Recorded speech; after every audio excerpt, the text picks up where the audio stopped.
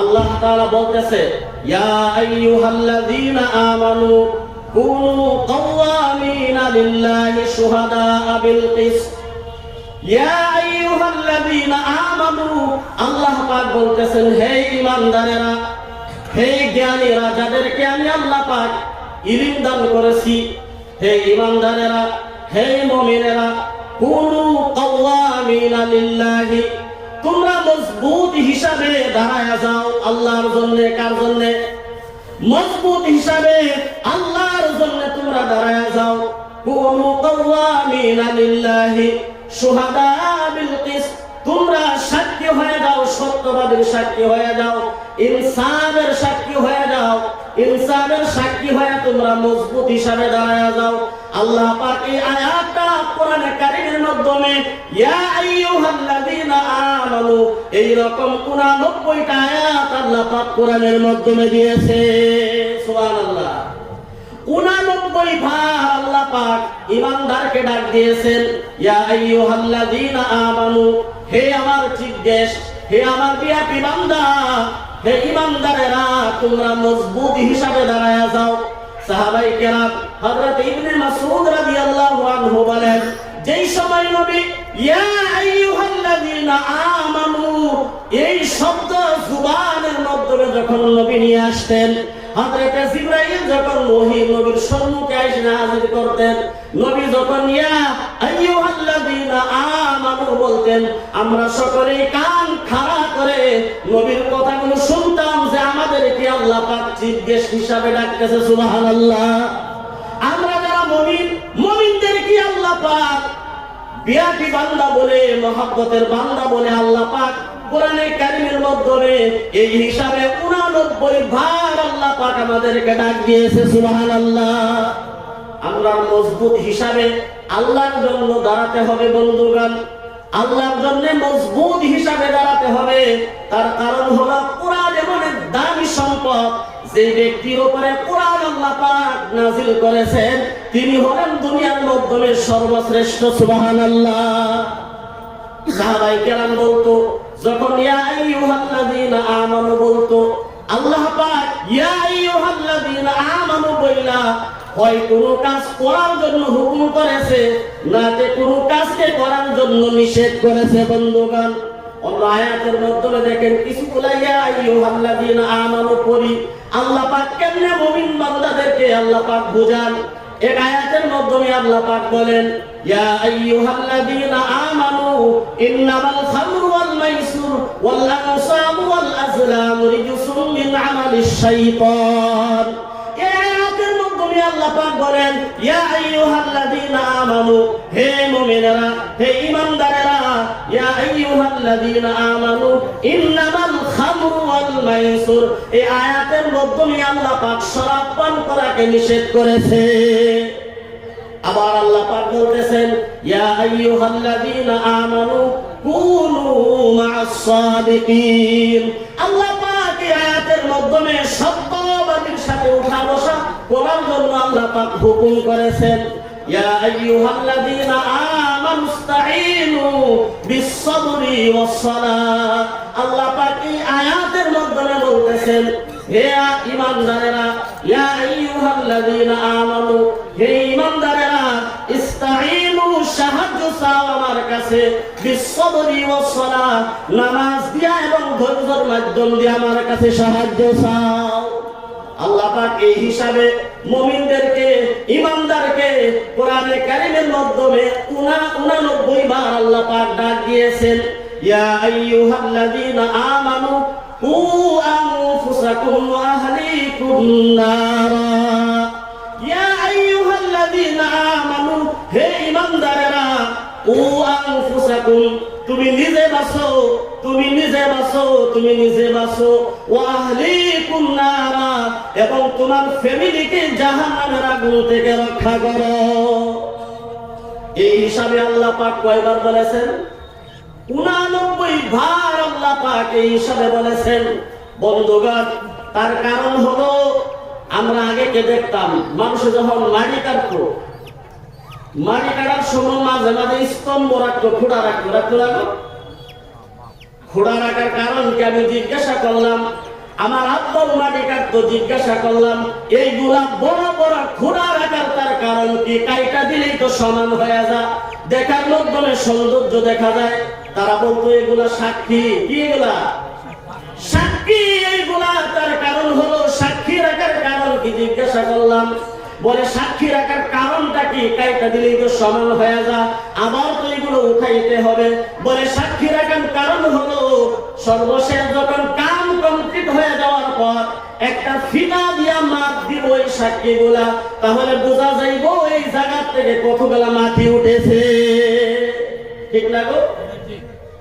মাপ দিয়া বুঝতো এই জায়গা থেকে কতগুলা মাটি উঠছে। আল্লাহ রাব্বুল আলামিন 89 বার কেন ইমানদারকে সতর্ক করলেন, বললেন হে ইমানদারেরা, আল্লাহ পাক বলেন এই কারণেই বলেছি আমি ইমানদারকে মাপ যোগ করে দেখব দুনিয়ার মধ্যে মানব মণ্ডলী কোন গতিতে চলতেছে। দেখছেন আল্লাহ কই বলেছেন ইমানদারের যদি ঘুমিয়ে যায়, সেই জন্য বলেন একজন আল্লাহওয়ালা যদি দুনিয়ার মাধ্যমে জিন্দা থাকে তাহলে আল্লাহ পাক এই জগৎটাকে ঠিক রাখবে, কায়েম রাখবে।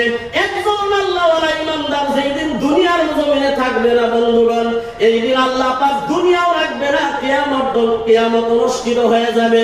সেই জন্য আমি বলি মুমিন আছে তো দুনিয়া আছে। যেই দিন মুমিন থাকবে না এই দিন আল্লাহ পাক দুনিয়া কেউ রাখবে না। যতই বাদশা থাক, হুকমরান থাক, আল্লাহ পাক অন্য আয়াতের মাধ্যমে বলেছেন ইয়া আইয়ুহাল্লাযীনা আমানু লা তাত্তাখিযুল ইয়াহুদা ওয়ান নাসারা আউলিয়া মিন দুনিল্লাহ।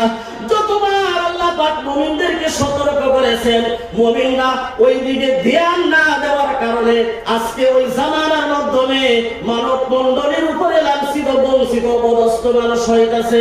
আল্লাহ পাক বলেছিল এই যে ফিলিস্তিনদের মাধ্যমে যে হামলা চলতেছে, আল্লাহ পাক বলেছিল মুমিনেরা লা তাত্তাখিযুল ইয়াহুদা, ইহুদি এবং নাসারাকে তোমরা বন্ধু হিসেবে বানায় না। ওরা কোনোদিন বন্ধু হতে পারে না।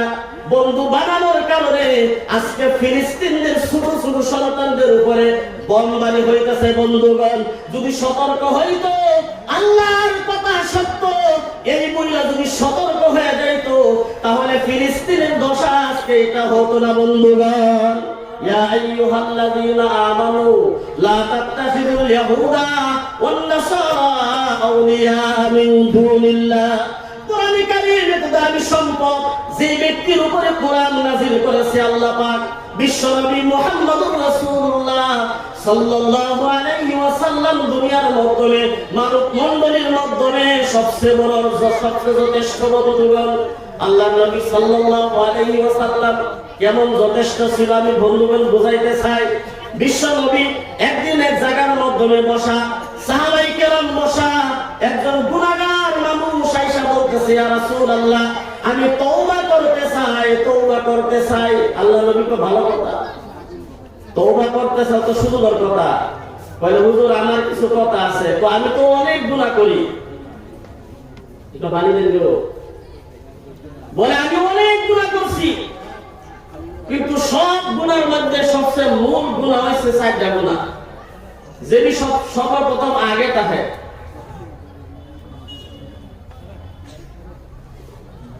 যে মূল 4টা গুনাহ আল্লাহর নবী কয় সব গুনাহ তুমি করো, মূল 4টা কি?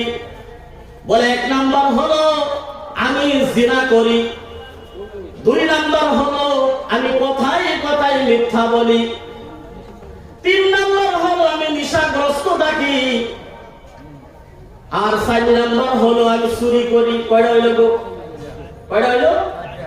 1 নাম্বার জিনা করে, 2 নাম্বার কথায় কথায় মিথ্যা বলে, 3 নাম্বার নেশাগ্রস্ত থাকে, 4 নাম্বার চুরি করে। বন্ধুগণ, ওই গুনাহগার ব্যক্তি আল্লাহর নবী সাল্লাল্লাহু আলাইহি ওয়াসাল্লামের সম্মুখে আয়েশা বলতেছে নবী হে, আমি সব গুনাহ একসাথে ছাড়তে পারবো না, একটা একটা করে গুনাহ আমি ছাড়বো, আমাকে নসিহত করেন। যদি একটা একটা গুনাহ ছাড়লে যদি মুসলমান হওয়া যায়, আমি তওবা করে এখনই আপনার কাছে মুসলমান হয়ে যাইব। সুবহানাল্লাহ। নবী বলতেছেন তোমার সব গুনাহ ছাড়তে হবে না, একটা একটা করে তোমার ছাড়লেই হবে। সুবিধা পাওয়া গেছে। নবী বলতেছেন, নবীর কাছে বলতেছেন ইয়া রাসূলুল্লাহ সর্বপ্রথম যে জিনার গুনাহটা আমি আপনার কাছে বললাম, জিনা আমি প্রত্যেকদিন প্রত্যেক রাত সুন্দরী সুন্দরী যুবতী মহিলায় আমি আমার মনের চাহিদা মিটাই এমন গুনাহ করে নবী দিল দিয়ে কাঁদতেছে, বলতেছে না হায় হায় রে, মানুষেও এমন কাজ করতে পারে কি? আল্লাহ পাক আমানত দিয়েছে, অন্যজনের আমানতের মাধ্যমে ডাকাতি করতেছে, কেমন ডাকাতি মানুষেও কি করতে পারে নাকি? নবী এই কথা বুঝাইতেছে আর দিল দিয়ে কাঁদতেছে, বলতেছে ভাই তোমার 4 নম্বর 4টা গুনার মাধ্যমে 2 নম্বর যে গুনাহটা বলছো তুমি মিথ্যা কথা বলো। আমি নবী বললাম তুমি সব গুনাহ করতে থাকো, আজকে থেকে কোনদিন তুমি মিথ্যা কথা বলিও না। মজা পাওয়া গেছে যে একটা গুনাহ যদি ছাড়লে যদি চলে তাহলে একটা ছাড়বা, আমার বাপ কাছে কাম করতে তার কোনো সমস্যা নাই। কিন্তু আল্লাহ রাব্বুল আলামিন কার উপরে কোরআন নাযিল করেছে? এমনি নাযিল করেন নাই। লাউ আনজালনা হাদাল কুরআন আলা জাবালিন লারাআইতাহু খাশিআন মুতাসাদ্দিআন মিন খাশিয়াতিল্লাহ। এমন কোরআন আল্লাহ পাক যার উপরে নাযিল করেছে, যে কোরআন আল্লাহ পাক নাযিল করার জন্য পাহাড়কে সিদ্ধান্ত নিয়েছিলেন পাহাড়ের উপরে কোরআন নাযিল করব। পাহাড় বলবো আল্লাহ না না, এই কোরআন বরদাস্ত করার ক্ষমতা আমি পাহাড়ের কাছে নাই, আমি পাহাড় তো রেজা রেজা হয়ে যাইব, জমিনের নিচে আমি দইসা যাইব। আল্লাহ কোরআনের ক্ষমতা আমি পাহাড় বরদাস্ত করতে পারবো না। আল্লাহ পাক এই কোরআন যে মানুষের উপর নাযিল করেছে, যে ব্যক্তির উপরে কোরআন নাযিল করেছে, ওই মানুষটা এর আগের মানুষের মতন না, সমস্ত মানুষের সর্দার, শুধু সর্দারই না, আল্লাহ পাক তার খাতিরে দুনিয়া আখিরাত সমস্ত কিছু তার খাতিরে সৃষ্টি করেছে। সুবহানাল্লাহ। ওই নবী বলতেছেন, নবী যাকে একটা মেডিসিন দিত, একটা ইনজেকশন দিত, একটা ইনজেকশনই তাকে দুশমন থেকে তাকে মহব্বত দিয়ে তার দিলটা ভরপুর করে দিত। নবী বলছেন তুমি আজকে থেকে মিথ্যা কথা বলিও না। বলতেছে হুজুর ওয়াদা করলাম আজকে থেকে কোনদিন আর মিথ্যা কথা বলবো না। তার গুনাহ রয়েছে কয়টা? 4টা গুনাহ থেকে একটা গুনাহ তওবা করেছে, বলে মিথ্যা কথা কোনদিন বলবো না। ঠিক আছে, বাড়িতে জিয়ারাতে সমস্ত তার বন্ধুদেরকে ডাকছে, হে বন্ধুরা নবীর হাত ধরেছি। নবী বলছে একটা গুনাহ ছাড়তেই হবে, গুনাহ ছাড়লেই হবে, একসাথে সমস্ত ছাড়ার কোনো জরুরত নাই।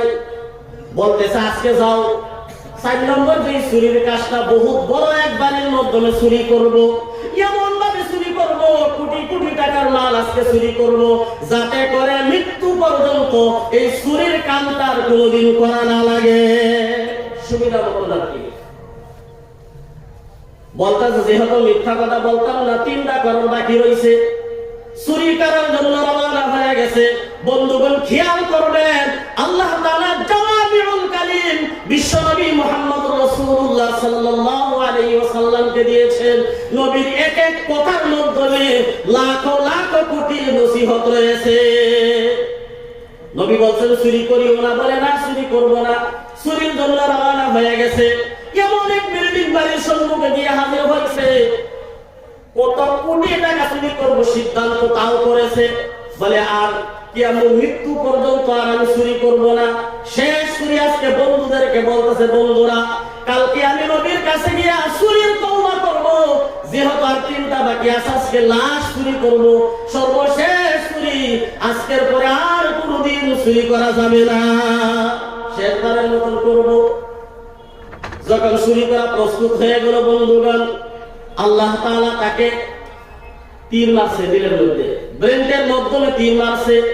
বলে হে কথা মনে কর, তোকে নবী মিথ্যা কথা বলার জন্য মানা করেছে, তুই ওয়াদা করেছো আজকে থেকে কোনোদিন আর মিথ্যা কথা বলবে না। সে নিজে নিজে অনুভব করতেছে, আহারে আজকে যদি চুরি করি, কালকে তো জুমার দিন, নবী বলবে সাহাবায়ে কেরামের সম্মুখে, বিশাল মানুষ হবে জুমার দিন মসজিদে নববীর মাধ্যমে, আমাকে বলবে হে ভাই বলো তুমি চুরি করছো কি? আজকে যদি আমি চুরি করি, কালকে আমার মিথ্যা কথা বলা লাগবে। বলে আজকে চুরি করা যাবে না, সব জনমের মতন বাড়ি সাইসা বলতেছে, বাবুদের নবীর কাছে ওয়াদা ভঙ্গ করবো না, যে নবীর হাতে আমি হাত ধরেছি, নবী বলছে আমি আস্তে আস্তে গুনাহগুলো ছাড়তেই হবে, নবী আমার কথা মানছে। কালকে যদি নবী আমাকে জিজ্ঞাসা করে তুমি আজকে চুরি করছো, তাহলে তো আমার মিথ্যা কথা বলা লাগবে। আল্লাহ তুমি সাক্ষী হয়ে যাও, আল্লাহ যার কারণে দুনিয়া তুমি সৃষ্টি করেছো, আজকে আমি তওবা করলাম, আজকে থেকে মৃত্যু পর্যন্ত আর কোনোদিন চুরি করব না। সুবহানাল্লাহ। একটা থেকে এমনি এমনি তওবা কইরা ফেলাইছে, গুনাহ হইছে কয়টা গো? সমস্ত কথা উপরে আমল করে, একটা উপরে আমল করলে মানুষের জন্য যথেষ্ট হয়ে যায়। কারণ আল্লাহর নবী সাল্লাল্লাহু আলাইহি ওয়াসাল্লাম বলেন বেশি আমলের দরকার নাই, বেশি আমলের দরকার নাই, অল্প আমল হইলেই বান্দাকে জান্নাতে নেওয়ার জন্য যথেষ্ট হয়ে যায়, যদি ওই আমলটা থাকে বন্ধুগণ বিশুদ্ধ বেজাল আমল যদি না থাকে। বাড়ির টেনশন চুরি করার জন্য তওবা করেছে, 2টা মাত্র বাকি আছে। বন্ধুদেরকে খবর দিছে আয় আমার বাড়ির মাধ্যমে আজকে শেষবারের মতন জনমের মতন আজকে শরাব পান করব, আজকে শেষ, আর কোনদিন শরাব পান করা যাবে না। যেহেতু আমি আস্তে আস্তে পরিবর্তন হয়ে যাইতেছি। 3 নম্বরে বাড়ির মাধ্যমে অনেক শরাব দামি মদ বন্ধুগণ সম্মুখে জোগাড় করলো, সবার কাছে হাতে হাতে বোতল দিছে, আজকে পান করো, যত টাকার মদ খাইতে পারো, আজকে শেষবারের মতন খায়া দাও, মৃত্যু পর্যন্ত আমার বাড়ির মাধ্যমে আর মদের দাওয়াত হবে না। মদের বোতল হাতে নিছে, হাতে নিয়ে মুখের মাধ্যমে দিছে বন্ধুগণ, যখন মদ পান করবো মুখের মাধ্যমে দিছে, এমন সময় ভাবতেছে আরে কালকেই তো জুমার দিন, নবী বলবে তুমি শরাব পান করছো কি? নবী তো একটা একটা করে জিজ্ঞাসা করবে, আমি যদি শরাব পান করি আর যদি মিথ্যা কথা বলি, তাহলে তো আমার তওবা করার কোনো মানেই রইল না। নবীর সম্মুখে মিথ্যা কথা বলবো না না না না, সেই নবীর হাতের মাধ্যমে হাত দিয়ে আমি তওবা করেছি, নবী যে জুবান দিয়ে আমার সাথে কথা বলেছে, নবীর চেহারা দিকে আমি তাকাইছি, সুন্দর চেহারা দিকে তাকায় আমি তওবা করেছি, নবীর চোখের মধ্যে চোখ লাগায়া আমি এই কথা বলতে পারবো না, নবী হে আজকে আমি তো শরাব পান করি নাই। বোতলটা মাটির মাধ্যমে ফালাইয়া দিল, জমিনের মাধ্যমে ফালাইয়া বলতেছে আজকে থেকে মৃত্যু পর্যন্ত আর কোনদিন আমি শরাব পান করব না। বলেন সুবহানাল্লাহ।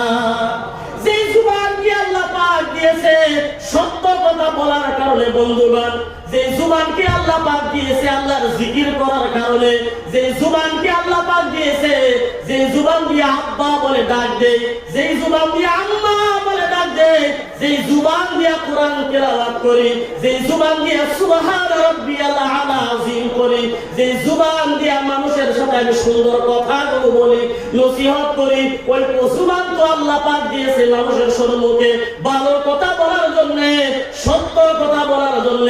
এইটা অনুবাদ করে জুবানের মাধ্যমে আর শরাব লাগাবো না, মৃত্যু পর্যন্ত আর কোনোদিন শরাব পান করবো না। তওবা করে ফেলছে। এবার বাকি রইল কয়টা গো? একটা শুধুমাত্র বাকি রয়েছে। একটা হলো জিনা করা, আরেকটা হলো চুরি করা, আরেকটা হলো শরাব পান করা, আরেকটা হলো কথায় কথায় মিথ্যা বলা। শুধুমাত্র জিনার কাজটা বাকি রয়ে গেছে। বাড়ির থেকে রওনা হয়ে গেছে, রাত্রে গভীর হয়ে গেছে বন্ধুগণ, বলে আজকে শেষবারের মতো জিনা করব। এক এক রাতে কিতাবের মাধ্যমে লেখা 5 থেকে 7 লক্ষ টাকা দিয়ে একজন মেয়েকে ভাড়া করে আনতো, এমন ভাবে প্রত্যেক রাত 5 থেকে 6 লক্ষ টাকা দিয়ে জিনা করতো সুন্দরী সুন্দরী মহিলাদের সাথে বন্ধুগণ। জিনা করার জন্য যখন রওনা হয়ে গেছে, যে বাড়ির মাধ্যমে তার টার্গেট থাকে, ওই বাড়ির দরজার কিনারে হাজির হয়ে গেছে। সুন্দরী দরজার কিনারে দাঁড়ায় ডাকতেছে, বন্ধু আসো, বন্ধু আসো, আজকে তোমার জন্য আমি অপেক্ষা। কারণ হলো তার সাথে যদি একটি রাত মাত্র শুধু জিনার মাধ্যমে দিতে পারে, তা সে এক রাতে অনেক ধন সম্পদের মালিক হয়ে যায়। প্রত্যেকটি সুন্দরী রমণীময় মহিলা তার অপেক্ষায় থাকে, কোন দিন জানি ওর কাছে আমার বাড়ি আসে, দোয়া করে যে কোন দিন বাড়ি আসবো। এক রাতে 3 কাম হয়ে গেছে গা। সুন্দরী মহিলা ডাকতেছে তোমার অপেক্ষায়, দরজার কিনারে কদম পড়াইছে যাবে, আল্লাহ পাকের তরফ থেকে তার বেল্টের মাধ্যমে বীরের মাধ্যমে আঘাত হয়ে গেছে। কে তুই কি সর্বনাশ তোর জিন্দেগীর মাধ্যমে করা আরম্ভ করেছো? কালকে নবী তোকে জিজ্ঞাসা করবে আজকে রাতটা তুমি কার কাছে কাটাইছো, কার সাথে এনজয় করছো আজকে রাত্রে? তোর তো মিথ্যা কথা বলা লাগবে। হুশের মাধ্যমে এসে গেছে, সাথে সাথে বারগাহ ইলাহির মাধ্যমে হাত উঠাইয়া সিজদায় হয়ে গেছে। মাবুদ গো, কেমন ইনজেকশন তোমার বন্ধু আমাকে দিয়েছে, একটা মাত্র ইনজেকশন দিয়েছে, আর একটা ইনজেকশনই আমার সমস্ত গুনাহ থেকে বাঁচার জন্য হাতিয়ার হয়ে গেছে। শুধু মিথ্যা কথা। আল্লাহর নবী সাল্লাল্লাহু আলাইহি ওয়াসাল্লাম বলেন, যে ব্যক্তি জুবানের গ্যারান্টি দিতে পারে, লজ্জাস্থানের গ্যারান্টি দিতে পারে, আল্লাহর নবী বলেন কিয়ামতের দিন তাকে জান্নাত নেওয়ার জন্য আমি রাসূল নিজেই গ্যারান্টি দিয়ে দিলাম। সুবহানাল্লাহ। শুধুমাত্র একটাকে হিফাজত করেন, জুবানকে হিফাজত করেন, লজ্জাস্থানকে হিফাজত করেন। জুবানকে যদি হিফাজত বান্দা করতে পারে, এই জুবানটাই হলো মূল মানুষকে গুনাহের রাস্তায় নেওয়ার কারণে।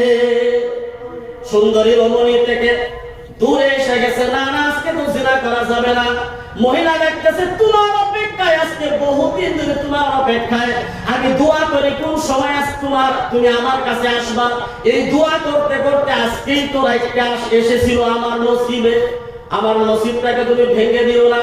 বলতেছে না না না না, তোমার সম্মুখে আমি কথা দিলাম মৃত্যু পর্যন্ত আর কোনদিন জিনার কাজের মাধ্যমে আমি লিপ্ত হব না। দৌড়ে গিয়া মসজিদে নববীর মাধ্যমে হাজির হয়ে গেছে। বন্ধুগণ, ফজরের নামাজের সময় ছিল, নবী ইমামতের মাধ্যমে দাঁড়ালো। যুবক গুনাহগার নবীর পিছনে নামাজ পড়ার জন্য মুক্তাদি হিসেবে দাঁড়ায়া গেছে। নবী সালাম ফিরাইছে, সংক্ষেপে বলতেছি। নবী সালাম ফিরানোর পর দেখেই যে গুনাহগার, যার চারটি মূল গুনাহ ছিল, বলতেছেন ভাই ভাই তোমার কি খবর?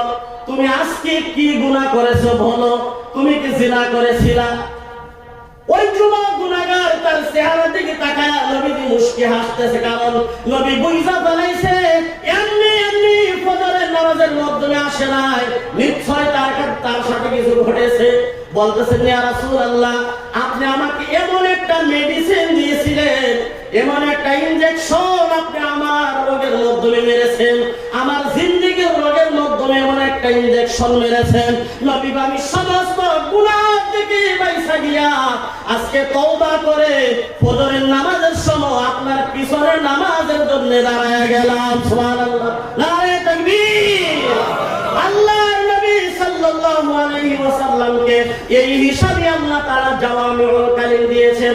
উলামায়ে কেরাম আছে, আমি কোরআন এবং হাদিস থেকে যা কিছু বলেছি সঠিক না বেঠিক তারা বলতে পারবে, কারণ আল্লাহর নবীকে জাওয়ামিউল কালিম এমন শব্দ, এক একটা শব্দ থেকে হাজার হাজার হাজার হাজার নসিহত বের হয়। বন্ধুগণ, আপনারা মনে করেন আল্লামা আশরাফ আলী থানভী রাহমাতুল্লাহি আলাইহি দুনিয়ার জমিন থেকে বিদায় হয়ে গেছেন, যিনি 900 কিতাবের মুসান্নিফ রাইটার, 900 কিতাব ওনার জিন্দেগীর মাধ্যমে লিখেছেন।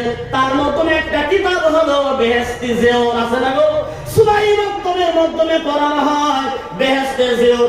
একজন আল্লাহ ওয়ালা 900 কিতাব লিখেছেন। বর্তমান সময়ের মাধ্যমে বেহেশতে জিওর থেকে ছোট ছোট ভাঙন দিয়া খণ্ডগুলো হাজার কিতাব বন্ধুগণ বের করে ফেলেছে। একজন আল্লাহ ওয়ালা যে একটি কিতাব থেকে উলামায়ে কেরাম বর্তমান জমানা হিসাবে যদি হাজার কিতাব বের করতে পারে, বন্ধুগণ যে নবীর কথা, ওই কথা থেকে কেমন কেমন কিতাব লেখা যায় বন্ধুগণ, হিসাব ছাড়া কিতাব মুসান্নিফরা লিখেছে। সুবহানাল্লাহ। সেই জন্য আল্লাহ পাক বলেন ইয়া আইয়ুহাল্লাযীনা আমানু কুনু কাওয়ামিনা লিল্লাহি শুহাদা বিল কিসত। বলেন হে ঈমানদারেরা, তোমরা মজবুত হিসাবে দাঁড়ায় যাও আল্লাহর জন্য। কাওয়ামিনা লিল্লাহি শুহাদা বিল কিসত, এমন সাক্ষী হয়ে যাও ইনসাফের আল্লাহর জন্য। বন্ধুগণ, উলামায়ে কেরামরা সত্য কথা না বলার কারণে, উলামায়ে কেরামরা সত্যের আওতায় ছাইড়া দেওয়ার কারণে আজকে আমরা মুসলমানদের দুর্দশা হইতেছে। বন্ধুগণ, যদি উলামায়ে কেরামরা সঠিক কথাই মঞ্চের থেকে বলতে পারতো, তাহলে যে কোনো ইলমের যোগ্য রাখে না, যে কুরআনুল ইলমের যোগ্য রাখে না ওই কাজ পছন্দ, যে কাজ শরীয়তের মাধ্যম দেয়া হয় বন্ধুগণ, কোরআন হাদিসের মাধ্যম দিয়ে যে কাজ করা হয় এই কাজ হলো সঠিক। কোরআন হাদিসের মাধ্যম ছাড়া যে কথা যে কাজ করা হয় এই কথা এই কাজই হলো বন্ধুগণ গ্রহণযোগ্য। ছাড়া আল্লাহ নবী বলেছেন কষ্ট করতে হবে না, ঘোড়ার পৃষ্ঠের উপরে সাওয়ার হয়ে যাও হজ করার জন্য। কষ্ট করতে হবে না, উটের উপরে সাওয়ার হয়ে যাও হজ করার জন্য। কষ্ট করতে হবে না, এখন পানি জাহাজ নাইমা গেছে, চলো পানি জাহাজ দিয়ে হজ করতে। আমাদের দাদা যারা আছে তারা তো পানি জাহাজ দিয়ে হজ করার জন্য গিয়েছেন, বলেন কথা ঠিক না বেঠিক? এখন বন্ধুগণ আকাশের উপর দিয়ে উড়া যাইতে বেশি সময় লাগে না। আল্লাহ তাআলা আল্লাহর নবী এই কথাই বলছে, ওই যে ঘোড়া, ওই যে উট, এই যে পানি জাহাজ, বর্তমান যে সময়ের মাধ্যমে যে বস্তু দিয়ে হজ করা যায় এই বস্তু দিয়ে হজের জন্য প্রস্তুত করা তার উপরে ফরজ করেছে বন্ধুগণ। আমরা তো এই কারণে একটা